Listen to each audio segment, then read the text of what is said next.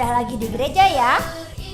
Setiap hari Minggu jam 8 pagi di lantai 5 GKMI Anugerah. Kakak tunggu ya kehadirannya. Cus. Walau banyak rintangan, jalan yang dihadapan, kasihnya kini jadi milikku. Di hatiku ada cintanya, di hatiku ku cinta padanya. Ku ingin selalu mendengar suaranya, bertumbuh dalam imanku padanya. Hari yang terindah ketika ku jumpa dengan Yesus yang menjadi kekasih hatiku. Walau banyak rintangan, jalan yang dihadapan.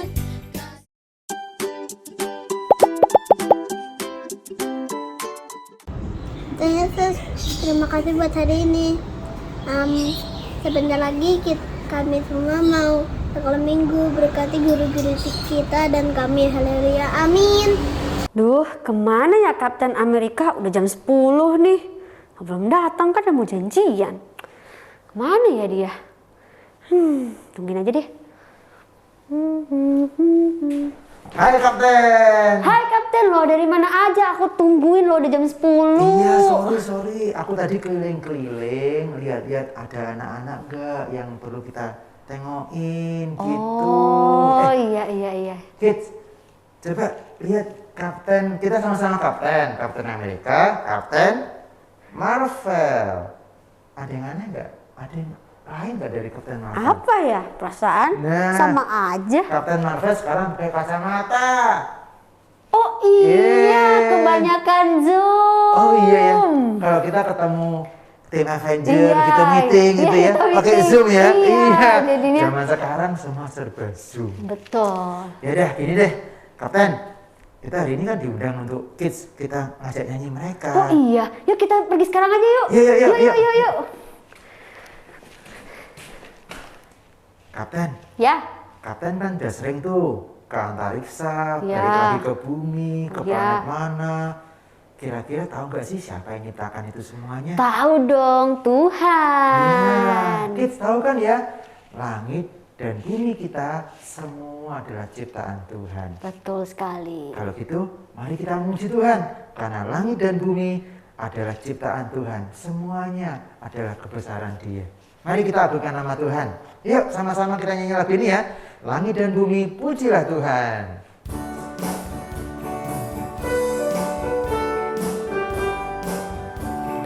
Langit dan bumi, pujilah Tuhan, Sebab Dia ciptakan semuanya.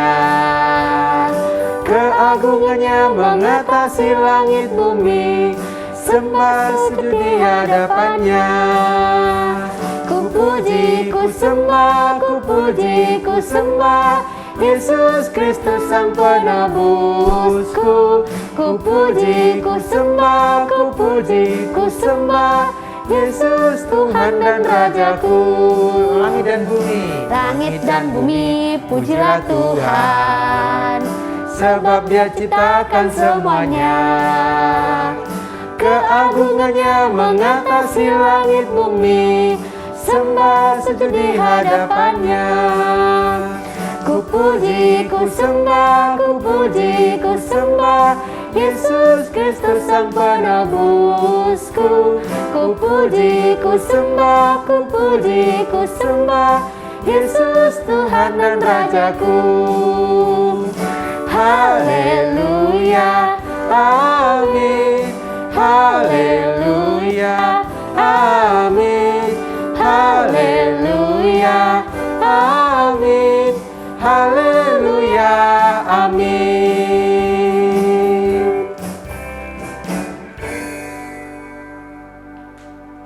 Kapten. Ya. Kita kayaknya udah berteman lama deh. Iya, udah lama ya, sampai lupa aku berapa lama. Terus dengan pernyataan ini aku jadi ingat kayaknya ada lagu yang kayak tentang pertemanan gitu loh. Coba aku ingat-ingat ya. Apa ya, lupa. Kit, tahu nggak? Kita tanya Kit aja di Oh rumah. iya, Ada betul. tahu nggak lagu tentang pertemanan yang lengket-lengket gitu ya? Kok lengket sih? Itu loh yang aku ingatnya kayak itu makanan tuh yang Oh, ada mentega-menteganya itu kan lengket tuh. mentega dan roti. Ya itu maksudnya. Kayaknya judulnya juga mentega dan roti deh. Kita tahu kan? Yuk kita nyanyi sama-sama mentega dan roti.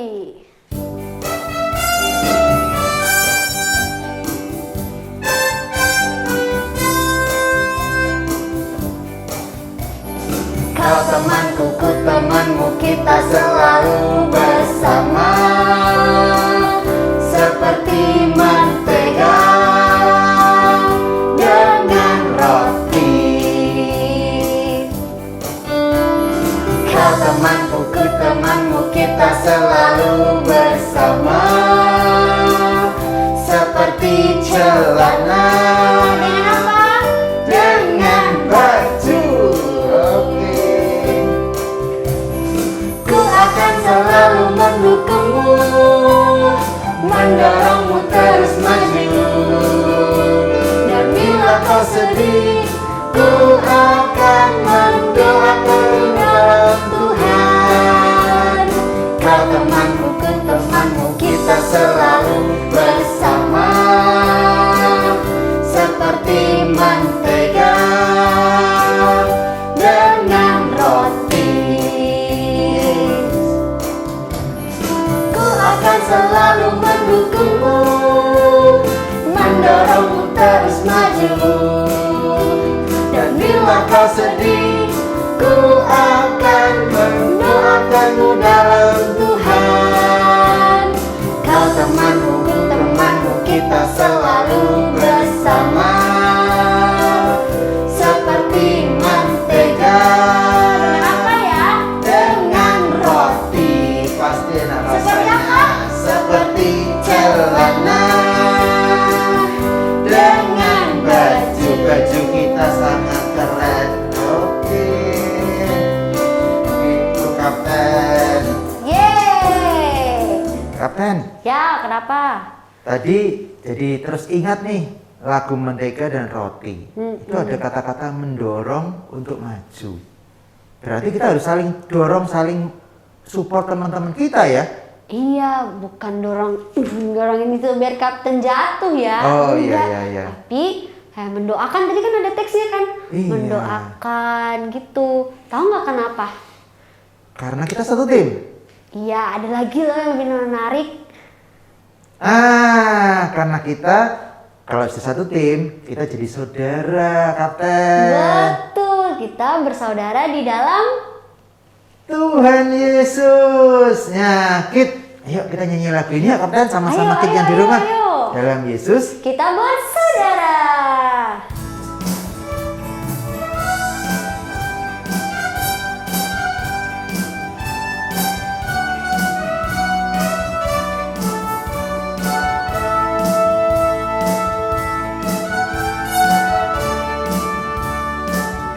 Dalam Yesus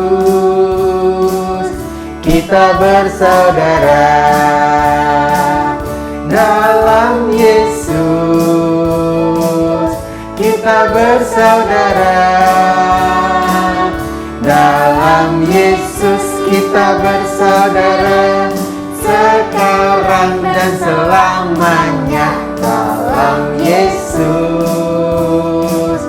kita bersaudara. Dalam Yesus kita bersaudara. Dalam Yesus kita bersaudara. Dalam Yesus kita bersaudara. Sekarang dan selamanya. Dalam Yesus kita bersaudara. Dalam Yesus, dalam Yesus kita bersaudara.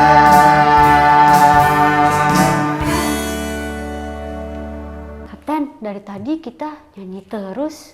Iya, Kita senang soalnya memuji Tuhan. Iya sih, aku juga senang kok memuji nama Tuhan. Iya. Nah, kayaknya oh iya, Oh iya. bentar lagi mau dengerin firman Tuhan. Iya benar Kit. Iya. Mestinya ditunggu-tunggu Kapten sama Kit di Iya. rumah. Tapi sebelum kita mendengarkan firman Tuhan, Kapten berdua nih mau ngajak kids yang ada di rumah menyanyikan satu lagu lagi. Apa judulnya? Ku mau mendengar firman Tuhan.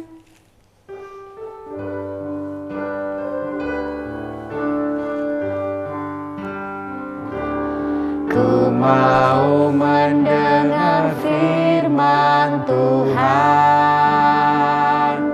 Hati dan telingaku siapkan. Berbicaralah ya Tuhan, aku siap mendengarkan.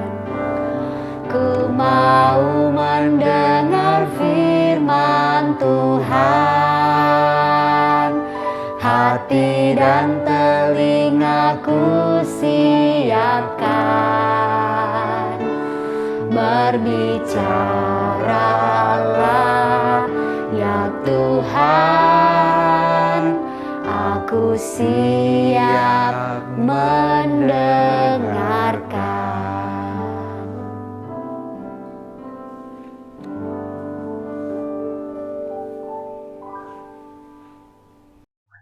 Tuhan Yesus, sekarang kita mau mendengarkan firman Tuhan. Terlindungi dari awan hingga akhir. Haleluya. Amin. Dadah teman-teman. Hai kids, apa kabar? Senang sekali Kak Tanti bisa bertemu kembali dengan kalian semua melalui ibadah online hari ini. Kids, kakak mau ngajak kita bermain nih. Permainannya kita adalah tindakan dan akibatnya. Kakak nanti mau menulis beberapa pertanyaan tentang tindakan kita. Nanti kids di rumah coba menjawab ya. Apa yang kira-kira akibat dari tindakan tersebut? Kids siap? Oke. Yang pertama adalah tentang ulangan matematika. Kalau kita tidak menyelesaikan ulangan matematika, akibatnya apa ya kids? Ya betul, kita diomelin guru kita. Yang kedua, kita akan mengulang atau remet kita akan mengulang ulangan kita. Yang akibatnya nilai kita pun bisa jadi jelek kan kids? Lalu yang kedua, tindakan yang kedua, kalau kita terlalu banyak makan permen, lalu kita lupa gosok gigi, akibatnya apa kids? Kita bau mulut, kita sakit gigi, dan gigi kita jadi berlubang. Satu lagi ya kids, adalah kalau kita tidak mau makan sayur. Dari tindakan kita, kalau kita nggak mau makan sayur atau buah, akibatnya apa kids? Kita jadi kurang gizi, kita susah pup, sakit perut. Lalu kita juga nggak tahu kalau sayur dan buah itu ternyata enak loh kids. Wah, ternyata ya kids banyak sekali tindakan yang kita lakukan selalu ada akibatnya.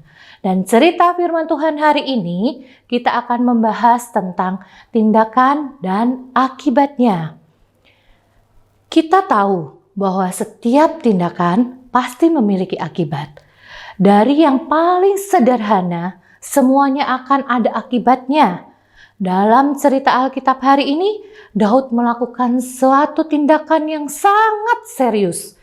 Dan kita tahu apa akibatnya yang harus ditanggung Daud? Untuk menjelaskan hal ini, kakak akan putarkan video yang akan menolong kids dan kita semua untuk mengerti akan firman Tuhan hari ini.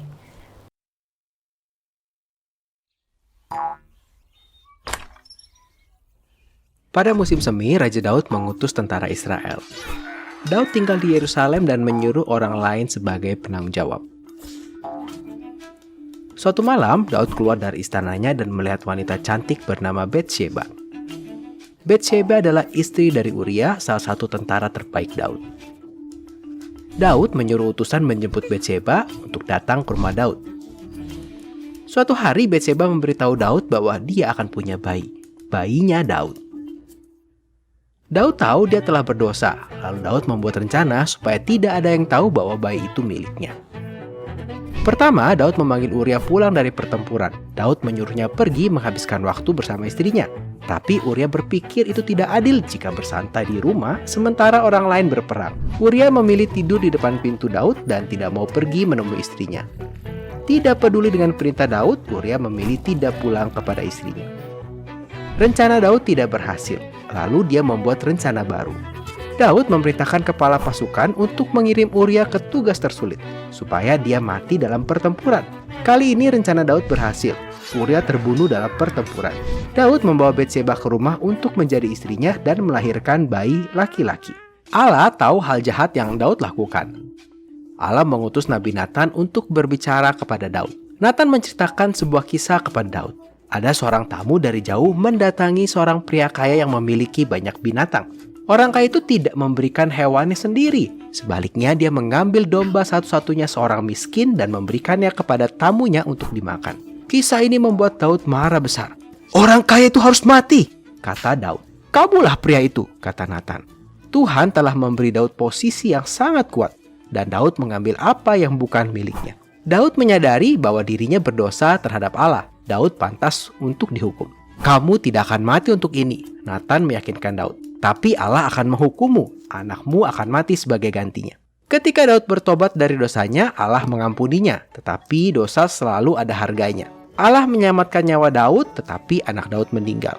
Ketika kita berdosa, kita pantas menerima kematian, tapi kita dapat menerima pengampunan Allah karena Allah mengutus anaknya, Yesus, untuk membayar harga dosa kita. Nah, kids, kita sudah melihat video tadi. Itu kita ambil dari kitab 2 Samuel 11 sampai 12. Kitab 2 Samuel 11 sampai 12. Ada beberapa kejadian yang telah menjelaskan bagaimana Daud telah jatuh ke dalam dosa. Yang pertama, Daud memilih tinggal untuk di istana, tidak pergi berperang bersama pasukannya, dan ketika Daud berada di rumah, Daud mengambil seorang wanita cantik yang merupakan istri orang lain. Daud berdosa karena mengambil sesuatu yang bukan miliknya. Yang kedua, Daud tahu bahwa dia akan mempunyai anak, tetapi dia tidak mau orang lain mengetahui hal ini. Maka Daud mencoba menutupinya dengan cara yang jahat. Daud ingin orang itu mati supaya bisa menutupi dosanya. Dan ternyata suami wanita itu mati dalam pertempuran dan Daud telah melakukan dosa kembali. Daud berusaha menyembunyikan dosanya, tetapi siapa yang tahu akan hal yang jahat yang telah dilakukan Daud? Adik-adik tahu? Ya, Allah melihat dosa Daud dan dia mengutus Nabi Nathan kepada Daud. Nathan menceritakan kepada Daud sebuah kisah seorang tamu dari jauh yang lapar. Tamu dari jauh ini datang kepada seorang pria kaya yang banyak hewannya. Dia meminta satu hewan untuk dimakan dari orang kaya itu. Tetapi orang kaya itu tidak mau memberikan hewannya sendiri. Orang kaya itu menemukan seekor domba dari orang miskin untuk diberikan kepada tamunya ini. Orang miskin itu hanya memiliki satu anak domba itu. Dan Daud melihat betapa jahatnya orang kaya itu untuk mengambil satu-satunya hal yang dimiliki oleh orang miskin itu. Saat itu Daud masih tidak sadar bahwa dia telah melakukan hal yang sama. Nathan menjelaskan kepada Daud bahwa dialah orang kaya itu. Dia adalah raja dan memiliki segalanya. Dia telah mengambil istri pria malang itu. Allah penuh murah hati karena menolong Daud untuk melihat dosanya.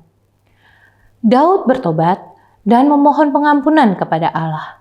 Apa yang Allah harapkan dari kita ketika kita berdosa atau membuat pilihan yang salah? Allah selalu mengampuni dosa kita ketika kita mengaku dan meminta pengampunan kepadanya. Sama seperti Daud, kita kadang memilih hal buruk untuk menutupi dosa-dosa kita. Berbohong satu kali, biasanya kita akan berbohong lagi untuk mencoba menutupi kebohongan yang sebelumnya. Berbohong merupakan pintu untuk kita mengatakan lebih banyak bohongan. Kita melakukan untuk menutupi dosa kita. Apakah kita berhasil? Tidak terjadi. Yang terjadi adalah semakin buruk. Yang terbaik adalah mengakui dosa kita dan meminta pengampunan. Kita tidak pernah bisa menyembunyikan dosa kita dari Allah. Tuhan selalu melihat hati kita. Tuhan tahu apa yang telah kita lakukan. Dia bahkan tahu pikiran kita.